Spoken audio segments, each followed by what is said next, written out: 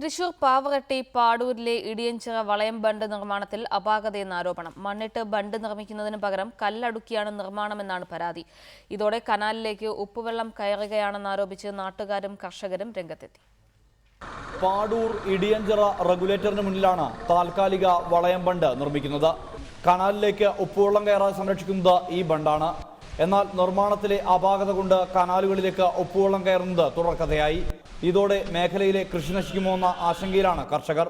പരമ്പരാഗത രീതിയിൽ മുളങ്കുറ്റി താഴ്ത്തി ഓലക്കിടയിൽ മണ്ണ് നിറച്ചാണ് ബണ്ട് നിർമ്മാണം. ഇത്തവണ കല്ലടുക്കിയുള്ള നിർമ്മാണമാണ് നടത്തിയതെന്നും ഇതാണ് അപാകതയായതെന്നും കർഷകർ ആരോപിക്കുന്നു. വർഷാവർഷം ഈ ബണ്ട് കെട്ടാൻ ലക്ഷക്കണക്കിന് രൂപയാണ് സർക്കാർ ചെലവാക്കുന്നത്. ഇതിനൊരു പെർമനന്റ് സൊല്യൂഷൻ സർക്കാർ എടുക്കാത്തിടത്തോളം കാലം ഇത് സർക്കാരിന് നഷ്ടം, പൊതുജനങ്ങൾക്ക് ഒരുപാട് ബുദ്ധിമുട്ടുകൾ. മേഖലയിലെ കർഷകർ കോൾ കൃഷിക്ക് ആശ്രയിക്കുന്നത് ചിമ്മിനി ഡാമിലെ വെള്ളത്തെയാണ്. ഇതിൽ കായലിൽ നിന്നുള്ള ഉപ്പുവെള്ളം കലരുന്നതോടെ ആയിരക്കണക്കിന് ഏക്കർ നെൽകൃഷിയെയാണ് ബാധിക്കുക.